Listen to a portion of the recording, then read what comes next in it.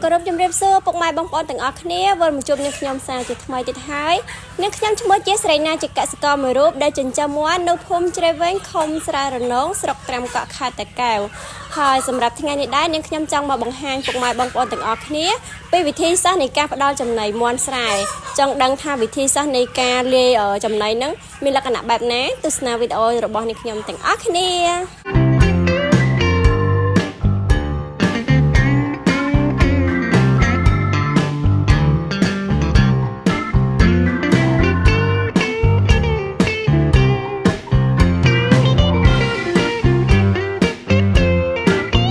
ពុកម៉ែបងប្អូនទាំងអស់គ្នាសម្រាប់ការលាយចំណីនេះផងដែរពីខាងនេះខ្ញុំលាយដូចជាមានតកួនមានមេចំណីហើយនឹងចំណីសម្រាប់មាន់សាច់យើងផងដែរហើយក្នុងនោះក៏មានលាយដូចជាកាកដូងបើសិនជាបងប្អូនទាំងអស់គ្នាមានកាកដូងឲ្យយើងបាច់ចោលហើយយើងលាយជាមួយគ្នាមកពុកម៉ែបងប្អូនទាំងអស់គ្នាហើយមូលហេតុនៃការលាយធ្វើបែបនេះគឺយើងធ្វើឲ្យការចំណាយរបស់យើងត្រូវកាត់បន្ថយអញ្ចឹងយើងអាចចំណេញច្រើនជាងមុនអញ្ចឹងណាពុកម៉ែបងប្អូនទាំងអស់គ្នាដោយដឹងស្រាប់ហើយដោយសារទីផ្សារបច្ចុប្បន្នយើងនេះយើងអត់សូវទូលំទូលាយច្រើនទេដោយសារមាត់របស់យើងវារៀងធ្លាក់ថ្លៃអញ្ចឹងណាពុកម៉ែបងប្អូនទាំងអស់គ្នាអញ្ចឹងហើយគឺយើងត្រូវការធ្វើវិធីសាស្ត្របែបណាដើម្បីឲ្យការចំណាយរបស់យើងអស់កាន់តែតិចហើយទិន្នផលរបស់យើងគឺនៅតែល្អដដែលនេះដោយពុកម៉ែបងប្អូនឃើញខាងក្រោយនេះខ្ញុំនេះសម្រាប់វិធីសាស្ត្រនៃការលាយចំណីបែបហ្នឹងក៏ប៉ុន្តែពុកម៉ែអាចមើលបានថាជើងរបស់វាគឺល្មៀតស្អាតមែនទែនហើយសម្រាប់ការលូតលាស់របស់វាក៏វាធំល្អដែរពុកម៉ែបងប្អូនទាំងអស់គ្នាវាអត់មានអីជាបញ្ហាទៅដល់មាន់របស់យើងកាលណាដែលយើងថែមនៅបន្លែហ្នឹងទេចា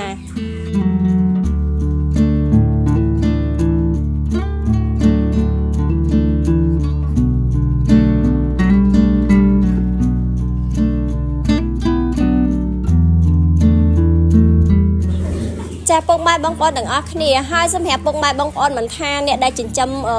ចាស់យូរហើយឬក៏ពុកម៉ែបងប្អូនដែលគាត់តែចិញ្ចឹមថ្មីទេគឺយើងត្រូវដឹងពីវិធីសាស្ត្រនេះទាំងអស់គ្នាដោយសារអីទី1គឺយើងត្រូវការចំណាយតិចដើម្បីចំណេញច្រើនទី2គឺយើងត្រូវការគិតទៅលើពេលវេលាដែរបើសិនជាពុកម៉ែបងប្អូនទាំងអស់គ្នាចិញ្ចឹមមាន់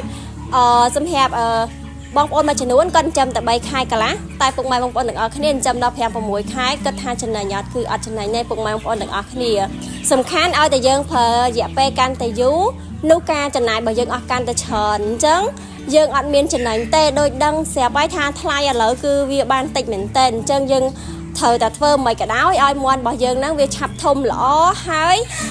យើងប្រើប្រាស់ចំណីហ្នឹងយើងអស់ចំណាយអស់តិចអញ្ចឹងណាពុកម៉ែបងប្អូនទាំងអស់គ្នាប៉ុន្តែមួយទៀតមិនចំណាយអស់តិចហើយពុកម៉ែបងប្អូនទាំងអស់គ្នាហើពូជមាន់ខុសយកមកប្រើប្រាស់ឬក៏យកមកចិញ្ចឹមឯណាឧទាហរណ៍ដូចបងប្អូនមួយចំនួនថាយើងចំណាយពេលតិចអញ្ចឹងយើងគួរតែចិញ្ចឹមពូជមាន់ផ្សេងទៅដូចប្រហែលជាពុកម៉ែបងប្អូនធ្លាប់ដឹងហើយសម្រាប់មាន់បេសាសគឺវាចំណាយពេលតិចមែនតើក៏ប៉ុន្តែសម្រាប់គុណភាពសម្រាប់រសជាតិសម្រាប់តម្លៃគឺយើងចាញ់មាន់ស្រែហើយអញ្ចឹងគឺយើងអត់ត្រូវគិតបែបហ្នឹងឯងពុកម៉ែបងប្អូនទាំងអស់គ្នាគឺយើងគិតទៅលើផ្ដោតទៅលើពូជដែលល្អវិញសម្រាប់ខាងខ្ញុំគឺខ្ញុំជ្រើសរើសពូជមាន់ស្រែយើងដែលសុទ្ធអញ្ចឹងណាដោយពុកម៉ែបងប្អូនទាំងអស់គ្នាឃើញខាងក្រោយនឹងខ្ញុំអញ្ចឹងគឺយើងមានប្រភេទពូជមាន់ស្គួយនិយាយទៅគឺប្រភេទពូជមាន់នេះគឺយើងចិញ្ចឹមត្រឹមតែ3ខែកន្លះទៅ4ខែអញ្ចឹងគឺយើងអាចលក់ឲ្យពុកម៉ែបងប្អូនទាំងអស់គ្នាហើយសម្រាប់មាន់ខាងក្រោយខ្ញុំនេះគឺវាមានអាយុ3ខែហើយអញ្ចឹងឃើញថាគឺវាខ្លះណាវាល្មមលក់ហើយសម្រាប់មាន់របស់យើងគឺឈ្មោលវាតែងតែធំជាងមេអញ្ចឹងពុកម៉ែបងប្អូនទាំងអស់គ្នាអញ្ចឹងសម្រាប់បងប្អូនដែលគាត់ធ្លាប់ចិញ្ចឹមច្រើនគាត់ប្រកាសជាដឹងហើយដូចអ្នកខ្លះអញ្ចឹងគាត់ត្រូវការលក់ជំរុះខ្លះអញ្ចឹងគឺគាត់ចាប់ឈ្មោលលក់មុនអញ្ចឹងណាពុកម៉ែបងប្អូនទាំងអស់គ្នាអានេះជាវិធីសាស្ត្រមួយដែលយើងធ្វើមិនកុំឲ្យចំណាយច្រើនព្រោះ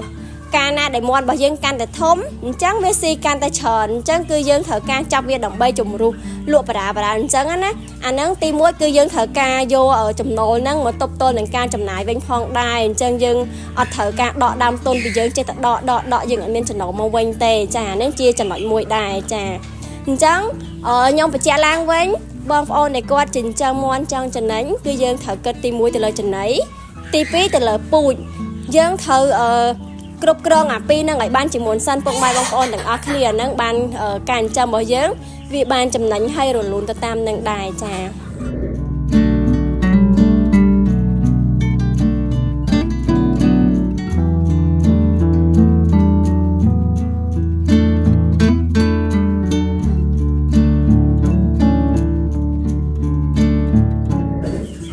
ម៉ែបងប្អូនទាំងអស់គ្នាហើយសម្រាប់ពុកម៉ែបងប្អូនមកចំនួនដែលគាត់ត្រូវការប្រភេទមាន់ពូជឬក៏មាន់សាច់អីក៏ខាងនាងខ្ញុំមានផ្គត់ផ្គង់ដែរពុកម៉ែបងប្អូនទាំងអស់គ្នាហើយមួយវិញទៀតសម្រាប់ពុកម៉ែបងប្អូនទាំងអស់គ្នាដែលចង់បានកូនមាន់ប្រភេទពូជពីខាងនាងខ្ញុំទៅអាហ្នឹងក៏ខាងនាងខ្ញុំមានលក់ផងដែរចាពុកម៉ែបងប្អូនទាំងអស់គ្នា